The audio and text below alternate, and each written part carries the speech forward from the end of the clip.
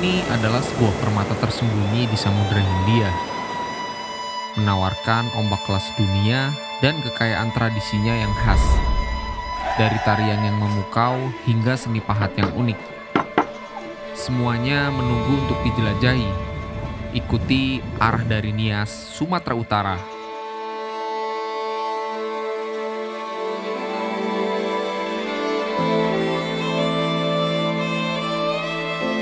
Hari ini kita kembali siap-siap.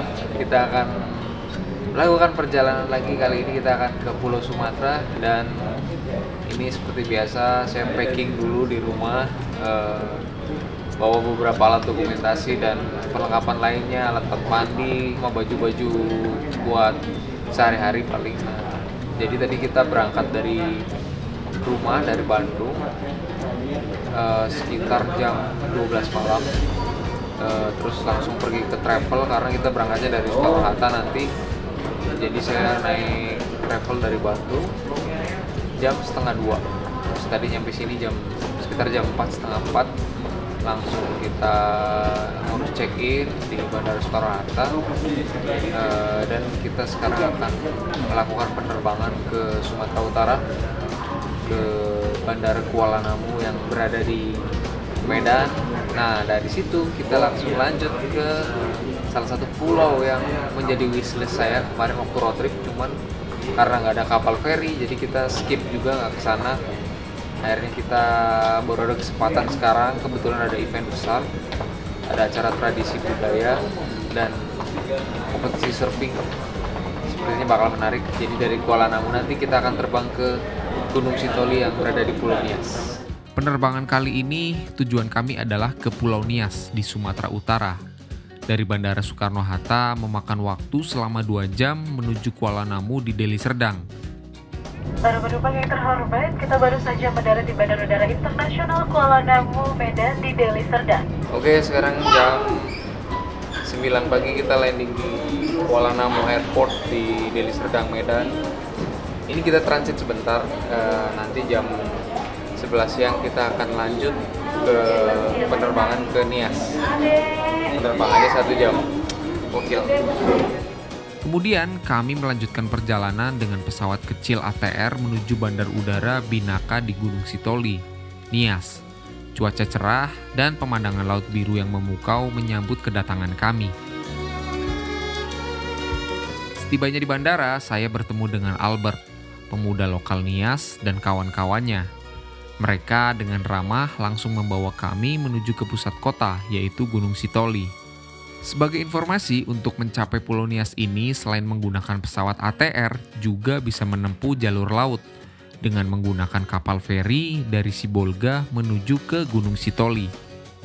Kami singgah sejenak untuk menikmati makan siang di pusat kota, sebelum akhirnya melanjutkan perjalanan dan beristirahat di kediaman Albert.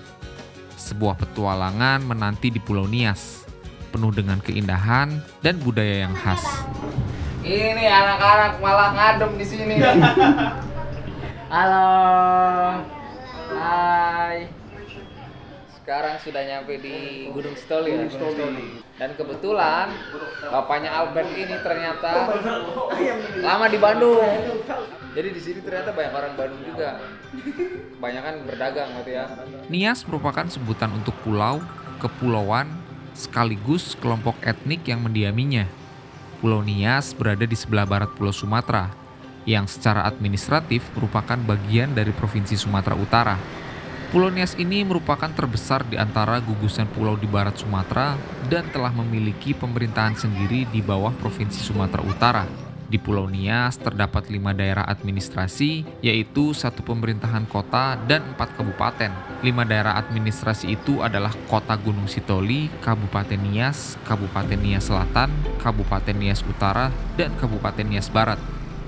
Oke, jadi kita baru keluar sore tadi jam setengah 6, hampir jam 6 lah, karena di sini gelapnya agak lama, gak kayak saya biasanya di Bandung, jam segini udah poek. Tadi sama Albert dan kawan-kawan pergi ke alun-alun. Di situ ada tugu peringatan gempa Nias waktu 2005. menikmati suasana sore, orang pada pulang kerja, terus ada yang mau kulineran nih di sini di tepi pantainya. Ini dulunya katanya pelabuhan pertama di Nias. Dan di sini banyak jajanan nih kalau malam, terus banyak UMKM lokal, goreng-gorengan, dan ini anak-anak muda di sini juga lagi pada nongkrong menikmati senja-senja, kopi-kopi senja, tapi tidak ada kopi. Kita ngopi dulu gimana? Let's go. Sore hari di sini begitu mempesona dengan langit temaram di mana penduduk lokal berkumpul dan sebagian pada memancing. Ini merupakan sebuah kesederhanaan yang sangat mahal. Selain itu bisa menikmati ragam kuliner yang dijajakan di sepanjang jalanan. Malam hari terasa hangat bersama kawan-kawan dari Gunung Sitoli.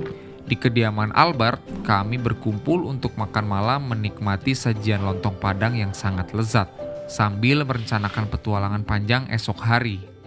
Oke, hari kedua di Pulau Nias, ini di Gunung Sitoli, ibu kotanya. Jadi hari ini kita akan mulai explore, akan bergerak dari Gunung Sitoli ke arah Nias Selatan. Jadi kita akan singgah sejenak di daerah Gomo. Nanti kita ketemu kawan satu lagi, Yoga namanya, ini dia yang bikin gambar-gambar ini. Yoga, seniman orang Kalimantan yang sudah lama di Nias dan sepertinya akan menjadi warga Nias. Nanti dari Gomo kita akan sama-sama ke Teluk Dalam, ibu kota Kabupaten Nias Selatan. Nanti di sana tuh akan ada acara adat dan juga sedang ada kompetisi surfing yang kelas dunia. Dari Gunung Sitoli ke arah Nias Selatan itu banyak jalanan-jalanan yang bagus. Kalau ada spot bagus kita berhenti ambil gambar biar kawan-kawan tahu kalau Nias itu wajib untuk dikunjungi. Akhirnya hari yang ditunggu-tunggu pun tiba. Petualangan di Pulau Nias segera dimulai. Dari Gunung Sitoli saya menyewa motor untuk melanjutkan perjalanan ke Nias Selatan, sebuah daerah yang penuh dengan cerita legenda. Saya tidak sendiri, ditemani oleh Albert dan Ari Sandi sebagai juru kamera dalam petualangan kali ini. Sepanjang perjalanan, meski terik matahari menyengat, kami disuguhkan pemandangan yang memukau. Kami melintasi jembatan lurus terpanjang di Nias, yang melintasi aliran sungai dan bermuara ke laut. Jalanan yang berkelok, naik turun, dan sesekali bertemu dengan jalanan yang masih rusak. Hingga akhirnya kami bertemu gapura perbatasan dan memasuki Kabupaten Nias Selatan. Sejam kemudian kami tiba di Gomo. Di sini kami akan bertemu dengan Yoga, seorang seniman yang sedang keliling Indonesia untuk mewarnai negeri ini dengan bakat melukisnya.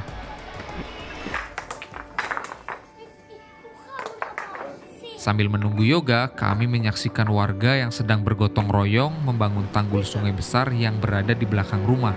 Semangat kebersamaan dan kerja keras mereka menambah keindahan perjalanan kami di Pulau Nias. Destinasi pertama kami adalah Desa Megalit Situs Batu Tundrubaho yang masih berada di Kecamatan Gomo. Baru nyampe di puncak Gomo, jalannya udah mulai nanjak, mulai aneh. Let's go. Akses menuju ke tujuan kali ini membutuhkan perjuangan yang ekstra. Jalanan menanjak, curam, dan berbatu menguji kekuatan tangan dan mental kami. Dengan penuh semangat, kami terus melaju meskipun medan yang sulit membuat perjalanan semakin menantang.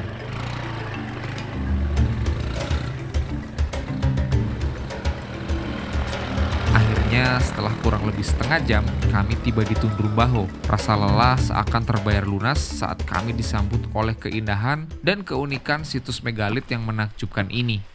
Jadi kita destinasi pertama ini di Nias, kita ke Nias Selatan tadi. Kita nyampe ke Desa Tundrubaho, ini Desa Megalitikum. Berkunjung ke Nias di Sumatera Utara seperti memasuki negeri penuh keunikan. Salah satu destinasi yang memukau adalah situs megalit Tundrubaho. Situs ini membuktikan bahwa Pulau Nias adalah rumah bagi peradaban megalitikum yang masih hidup. Diyakini sebagai asal para leluhur masyarakat Nias dari langit atau Ononiha. Situs ini menampilkan peninggalan nenek moyang berupa menhir, batu tunggal besar berbentuk tugu dengan ornamen lingkaran di atasnya, dan ornamen pedang di bawahnya.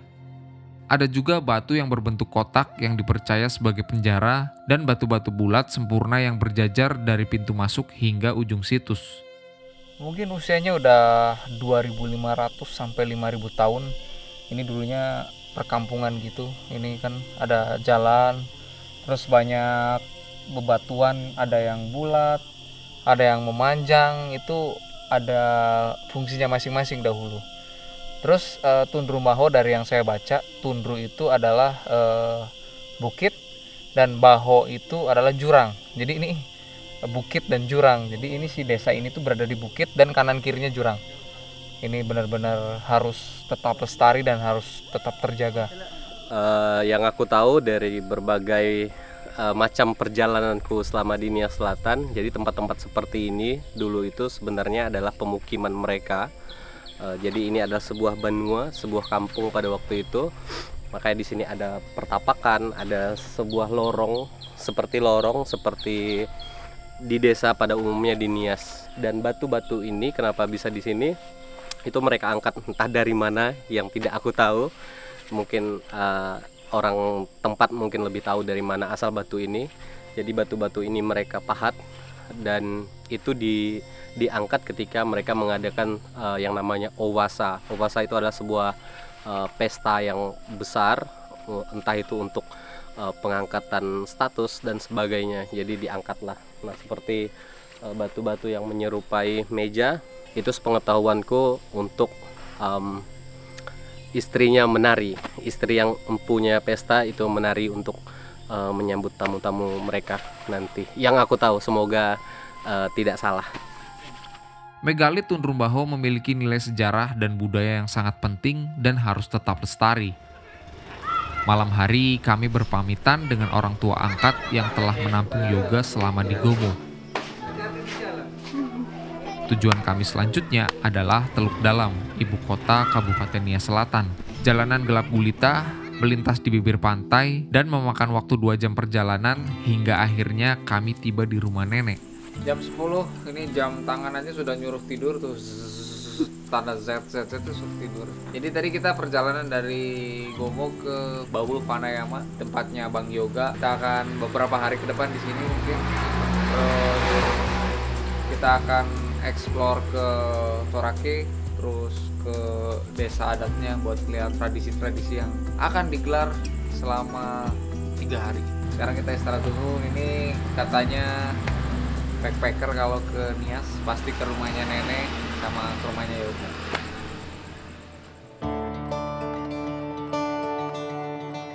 Berarti banyak orang-orang yang jalan-jalan ke Nias singgah Di sini semua dari dulu. Ada bapak itu Yakob di sini. 4 tahun dia di sini sama aku. Sama ini juga Ari juga di Iya. sini Ari. Iya sudah Syria tak jadi dari apa? Surabaya. 1 minggu dari sini. Jangan bayar makananmu ya sudah. Ada anak saya di sana. Kalau makan kalian di sini, udah makan anak saya di sana. Sudah. Sehat terus nek. Oke, sekarang jam 10:30 siang. Tadi harusnya mau berangkat pagi, cuman karena hujan, jadi kita baru keluar jam 10:30 sekarang. Tadi beres sarapan, dimasakin sama nenek. Makasih nek. Kita sekarang akan berangkat ke Sorake, dimana lokasi untuk surfing kelas dunia. Kita akan menyaksikan langsung. Kebetulan hari ini final. Let's go. Esoknya saya berkendara ke destinasi berkelas dunia, sekitar 10 km dari rumah nenek. Destinasi ini adalah sebuah pantai yang menjadi idola para peselancar dari seluruh penjuru dunia. Pantai Sorake namanya. Pantai ini terletak di Kecamatan Teluk Dalam, Nias Selatan. Keindahan ombak yang dihasilkan menjadikan Pantai Sorake sebagai tempat berselancar terbaik kedua di dunia setelah Hawaii di Amerika Serikat. Gulungan ombaknya yang utuh hingga bibir pantai memiliki 11 kali gelombang sebelum akhirnya melebur. Maka tak heran jika wisatawan dari berbagai negara mengunjungi pantai ini sebagai destinasi favorit mereka. Pantai Sorake langsung berhadapan langsung dengan Samudra Hindia, sehingga ombak yang dihasilkan besar dan tinggi. Beberapa kompetisi selancar kelas dunia pun seperti Nias Pro juga diadakan di pantai ini, menambah daya tariknya sebagai surga para peselancar. Oke, pagi ini kita baru saja melihat perhelatan yang ditunggu-tunggu. Jadi ini ada saya ke Nias bertepatan ada acara Nias Pro. Nias Pro itu acara tahunan kompetisi surfing seluruh dunia pada datang ke sini, semua atlet-atletnya.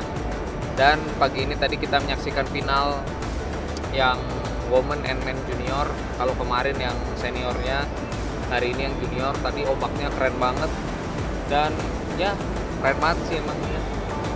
Kita bisa melihat dengan dekat tuh orang-orang ini udah selesai tapi orang-orang masih banyak yang main. Terus pantainya bagus, ombaknya bagus. Semoga Nias Pro ini tetap terus ada setiap tahunnya dan atlet-atlet Indonesia mulai banyak muncul di kancah dunia nantinya. Terima kasih Nias Pro sudah memberikan sajian yang luar biasa, olahraga ekstrim yang sangat memanjakan mata dengan pemandangan alam dan aksi-aksi keren para atletnya. Sampai bertemu lagi di Nias Pro tahun depan. Dengan segala kekayaan alam dan budaya, serta keragaman suku, bahasa, tradisi, dan sejarahnya, pariwisata di Indonesia begitu menarik dan tak ada habisnya untuk dibahas. Namun tentunya segala aset yang dimiliki tersebut tak akan ada artinya bila tidak dilestarikan dan dijaga dengan baik oleh setiap generasi. Rasanya sudah menjadi tugas kita pula sebagai generasi penerus untuk menjaga dan memperkenalkan kekayaan tanah air ke khalayak yang lebih luas. Jangan sampai kita sendiri pula bahkan tidak melek terhadap berbagai sumber daya dan kekayaan yang ada di negeri sendiri. Salah satu cara untuk mengenal kekayaan Indonesia adalah dengan mengeksplorasi berbagai tempat wisatanya. Saya mencoba berkunjung ke desa adat Bawu Mataluwo di Vanayama, Kabupaten Nias Selatan. Letaknya di atas bukit, desa ini penuh cerita legenda dan misteri. Menarik minat saya karena tradisinya yang sangat ikonik, termasuk lompat batu yang sudah tersohor. Di sini saya ingin belajar lebih dalam tentang kehidupan masyarakat, sejarah desanya sendiri, serta tradisi dan keseniannya yang masih dilestarikan. Cerita lengkap dan mendalam akan saya bagikan di episode berikutnya minggu depan ya kawan-kawan.